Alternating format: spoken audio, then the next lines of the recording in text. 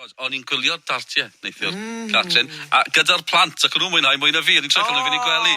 Allai ddychmygu, fydden nhw'n gofyn i Sean Corn am ryw ddatbod flwyddyn nesaf, gyd i weld. Oedd hi'n hapus iawn tas y Sean Corn yn y dartbod i ti. I bwy fydde'r dartbod wedyn sgwini? Ie. Wi wrth y modd efo'r dartio wrth gwrs, ag yr amser mor flwyddyn, ni'n canolbwyntio ar yr Ali Pali, yr Alexander Palace, achos dyna lle mae pencampwriaeth PDC y byd yn cael ei chynnal ar hyn o bryd, a mae yna ddau Gymro drwodd i rownd yr 1 ar 15 ola.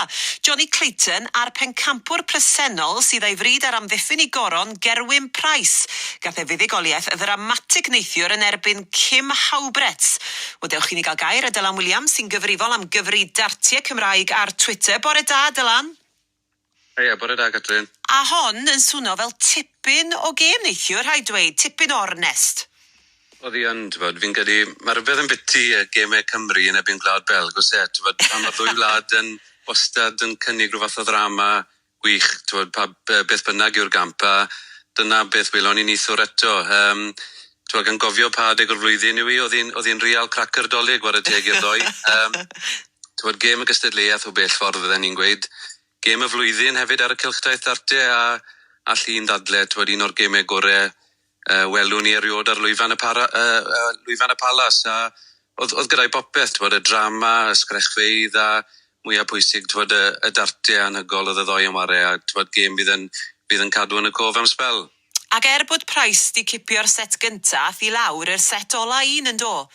Do. Ti'n gwybod be, o'n i'n meddwl fel oedd y gêm yn mynd yn ei flan, o'n i'n gwrando o'r Phil Taylor yn siarad, a nath e weid rhywbeth o'n i'n meddwl oedd yn bwysig. Mae pencampwyr yn ofni colli, lle mae cystadleuwyr eraill yn ofni ennill, a fi'n credu welon ni rhywfaint o hynny. Neithwr, gath Hybrex i gyfleoedd, ond pan oedd wir angen pwyllo, a bwrw'r dwbl fuddigol na, y pencampwr presennol Price oedd y dyn i wneud hynny yn y sudden death leg, a pencampwyr jyst yn ffindio ffordd, maen nhw'n medru gwneud y pethau pwysig ar yr adegau tyngenfedol, a fi ffili pwysleisio digon dros y 12 mis diwetha, mae cryfder meddyliol Price wir wedi datblygu, fel rhif un y byd, mae yna darged ar ei gefenau, mae pawb sydd yn ei ware fe'n codi i gêm nhw, i ware Gerwyn, mae fel rhyw ffeinal i nhw bob tro, felly mae rhaid i fe fod ar ei orau bob tro sydd yn ffocysu'r meddwl a gwella fe fel chwaraewr i fi meddwl. A mae gemau fe'n gallu bod yn rhai tanllyd iawn. Unwaith eto, oedd rhaid i'r dyfarnwr gamu i mewn, oedd y dorf yn anodd hefyd yn ôl Gerwyn Price. Pethau mynd yn ei erbyn ond falle bod mwynhau'r tensiwn a'r tyndrad, ie? Odi, fi'n gwneud bod ni wedi trafod sawl gwaith yn y gorffennol, a mae'r cefndir rygbi, mae'r cystadleuedd yn Gerwyn, mae'r bwystfil ma'n dod i fywyd i fi'n galw yn aml, mae angen rhywfaint o dan yn ei fola fe i gael ei ware i ddartiau gorau.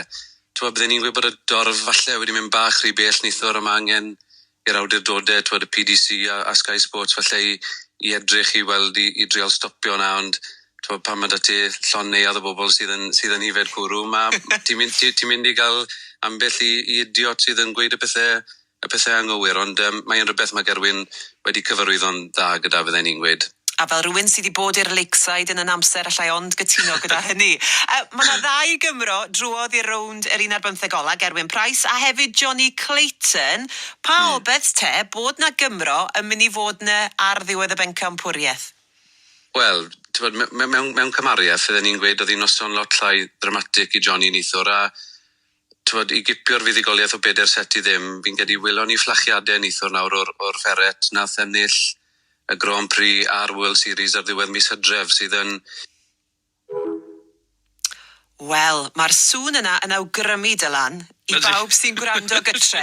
Falle bod Dylan Williams wedi mynd, ond wi'n meddwl taw canmol Johnny Clayton i'r cymylau oedd e. Johnny Clayton gyda llaw yn mynd i fod yn chwarae neu'n herio Michael Smith yn y rown nesaf, rownd yr 1 ar 15 ola. Ond o'n i'n joio'r sgwrs gyda Dylan Williams, a diolch yn fawr iawn iddo fe am ei gyfraniad unwaith eto. Mae'n siŵr bydd ymlaen unwaith eto yn ystod y dyddiau nesaf i drafod hynt a helynt y Cymru yn yr Ali Pali, gyn ni weld.